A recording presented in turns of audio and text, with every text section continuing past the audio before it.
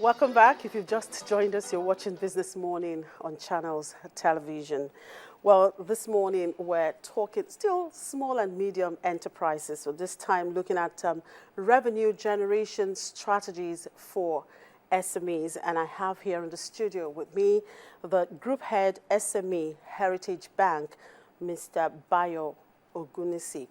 I also have Edward Esene, Senior Consultant, Kinetic Associates. Good morning. Good to have you on the program. Good morning, Edward. It's been a long time. Yeah, really. Good morning.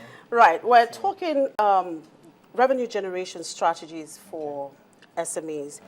Now, when we talk about revenue generation strategies, what do we mean? Okay. Revenue generation strategy basically has to do with one, problem solving, two, value creation, three, money making, and financial intelligence. So when you bring all of those elements together, as it concerns a business person, an entrepreneur, those are the factors we look at. If you want to make money, if you want to generate revenue, you must first of all think about how you can solve a problem, how you can create value. Do you understand? Then again, you must also talk about how you can, make money from solving problem and creating value. Then what do you now do when you've made money? So putting all of that together is revenue generation strategy. Oh, Bayo, you have something to add to that? Yeah, I think I'll be more practical. Because of the kind of environment we live in, most of our SMEs, most of this English, they don't understand. Okay. And what I always tell people, look, don't go into a business if you're not passionate about it. It's your passion that drives the revenue. If you're passionate about it, you put your all. Even the Bible says, if you are diligent in what you do, you stand before kings. So what I advise people to do is to put your all in whatever you do. The money will come. You bring value, people will pay for the value. So very, very simple logic for people listening. Look for what you want to do. Look for what you're passionate about. Learn about it. Develop the skills. Then the money will come. Right. Now, Bayo, you are the group head SME in your bank. Now, what is your role in terms of helping these small and medium enterprises grow their profits? Or is it just about getting them to bank with you? Okay, what we do in Heritage Bank is a consultative approach. So we don't just go out to get the customers to open accounts or give them loans. Because the major challenge that SMEs face is not money. No, it's not money. You can get money from anywhere. Your friends and family can put money together. You could sell your stock, you could sell your house to get money. So the challenge they face is the structure, the strategy, the vision. They don't know how to run the business, the tax, the legal aspect, the financial step. They don't know how to do those things. And if those structures are not put in place, the proper corporate governance is not put in place, your business cannot last. You go to a shopping mall and you see there are 6, 7 shops that open in January.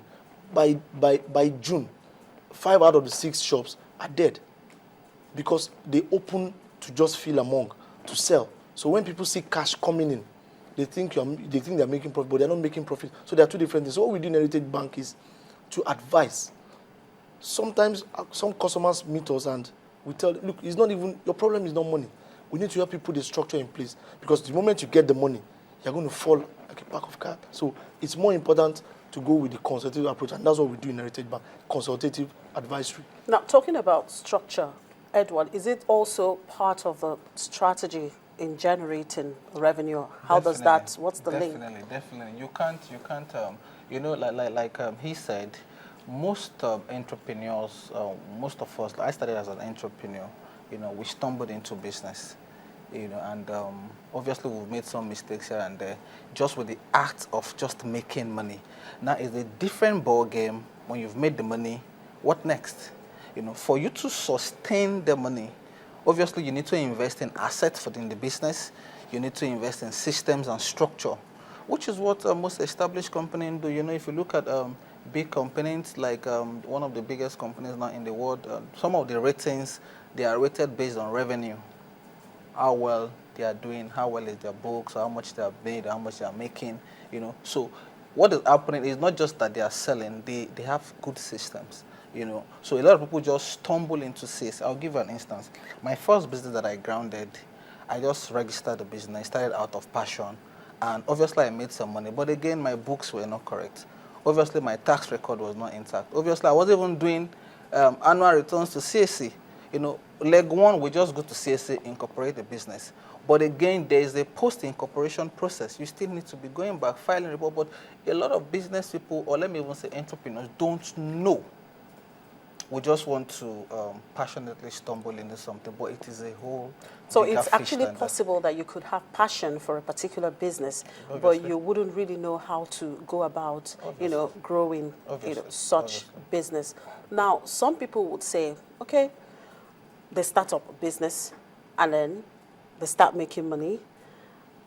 The same money, I mean, they don't know how to differentiate between their profit and perhaps the money, the money They are they use in making. doing their business. And how can a startup actually go about this? Because you find out that some of them actually would use that same money they use in making business in solving some of their problems. Okay, it's just basically financial intelligence.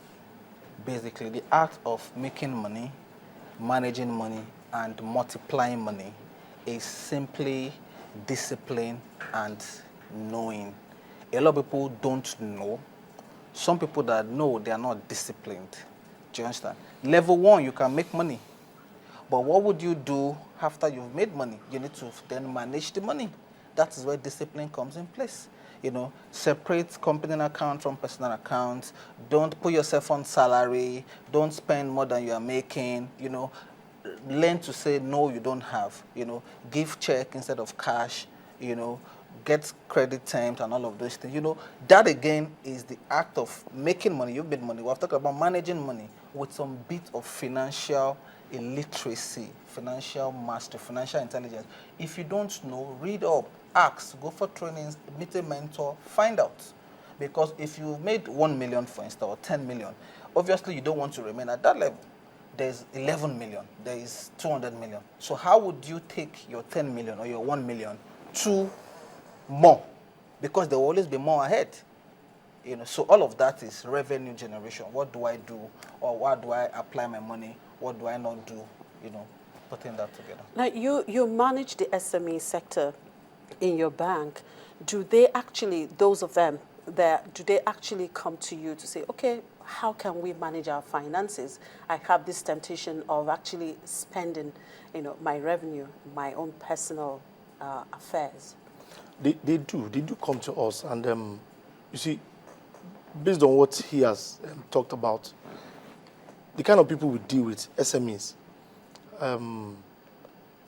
they don't have time for a lot of grammar. You see, they own their business, and they know what they want to do. They know what they want. You can't tell them to do what you think is right. Now, you have to handhold them. So you have to be in the same shoes with them. You have to hold them and work together.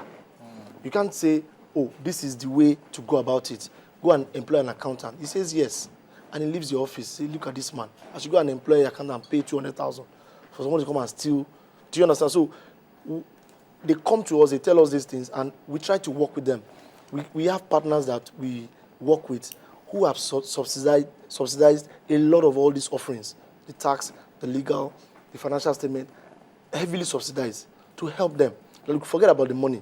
Somebody's going to work with you, consultant, in a consultative way, almost on a weekly, daily basis, to almost call you, what is happening, how are you doing? You understand what I'm saying? So it's more of to hold them and walk them through this process, make them realize the implications of what they do wrong.